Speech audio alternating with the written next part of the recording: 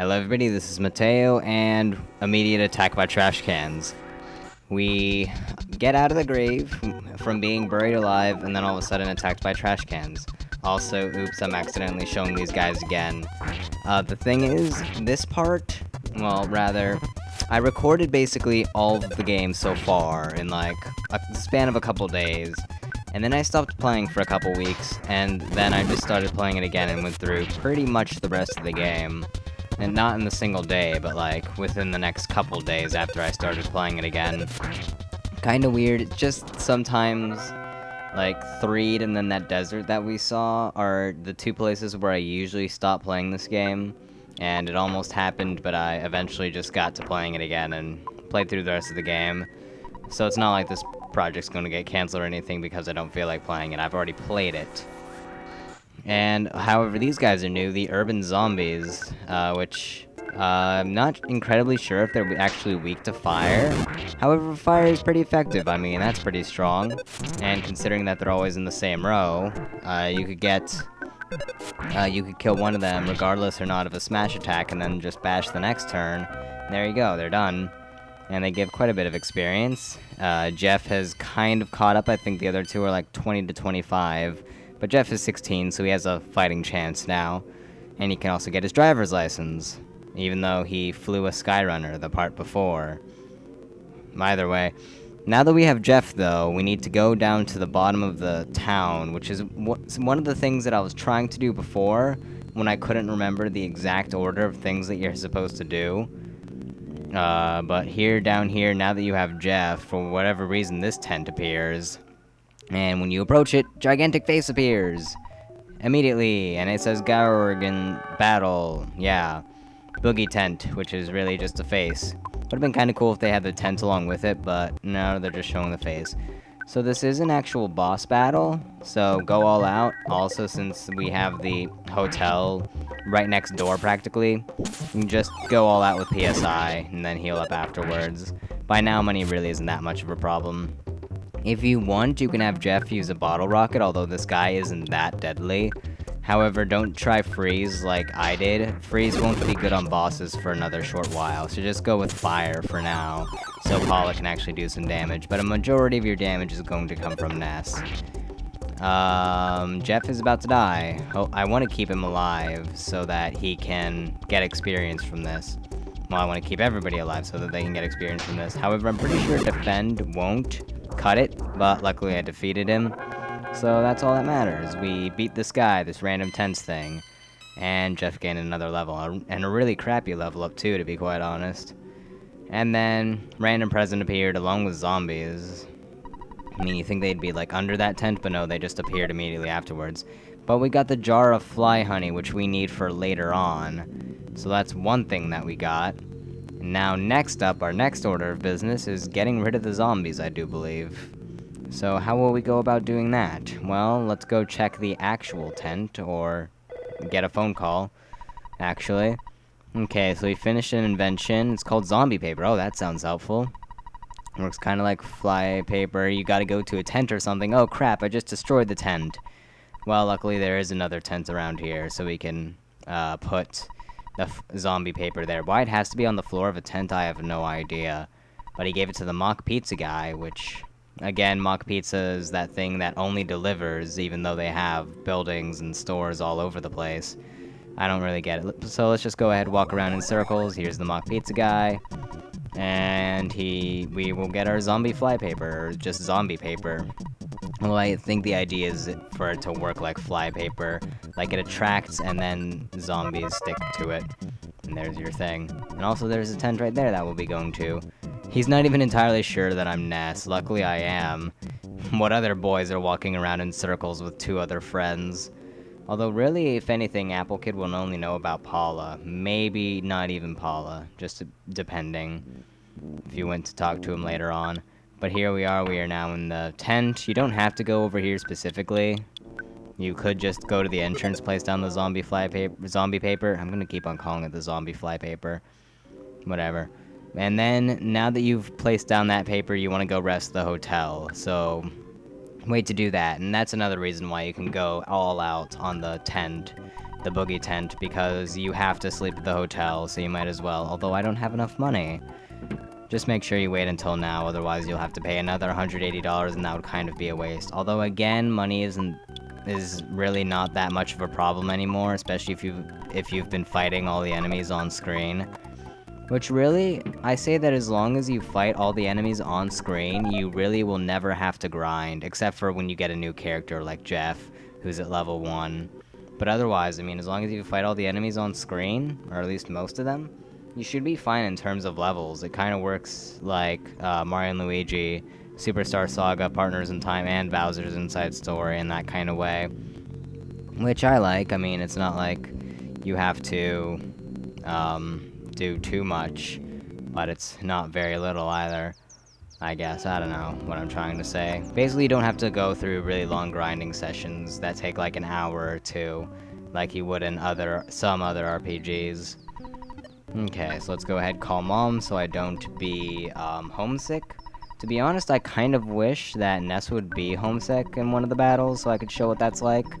But I actually managed to get it so he was never homesick. Also, both Ness and Paula are very close to a level. They're only off by, like, less than 100 points each. So that's very nice. And as you saw by the cutscene, the zombies are now stuck in the circus tent. And luckily all those people got out because they would have been screwed otherwise. I mean, 20 zombies. We do not have a chainsaw or anything to take them out. Although apparently bats and the flame spell work just fine, so whatever. Yeah, some of them are actually dead, and some of them, a lot of them just say, like, funny things. You're the enemy of all zombies, you monster. Horrible GLaDOS impression, just out of the blue. Some of them are even dead, so I'll blame you for both life and death. In quotes, both. I'll get Apple Kid to work right on that for you, I guess. Okay, well, there you go. You don't even have to talk to them. Just know that the zombies are gone. And now that they're gone, do you remember those 2 zombies at the top left corner of this area kind of blocking a ladder that we had to go through? Well, they were also caught by the zombie flypaper. So we can go up there and get stuff. Also, that ghost went right through the gate. And I'm pretty sure that I will show this battle again. Yeah, because again, I didn't remember whether I had shown one of these before, so I was just making sure. But really, it isn't that bad. I think he actually gets the mini ghost. Nope, not this one at least. But yeah, one of these ghosts gets the mini ghost on me, I do believe. Or maybe it's later on in the game. Although I could have sworn. There is at least one point where I'm being followed by a mini ghost.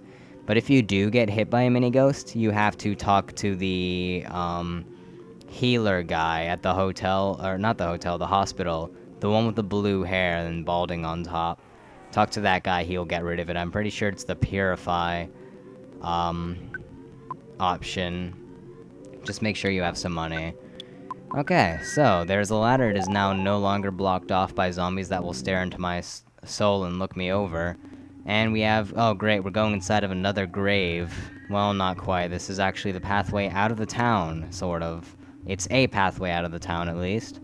And it's the pathway that we need to take. And zombie dogs, as well as the urban zombie again, which we fought before, but the zombie dog, kind of powerful, does a bit of damage if I remember correctly, but really not that bad. Yeah, quite a bit of damage, holy crap. So, but otherwise, they're pretty weak.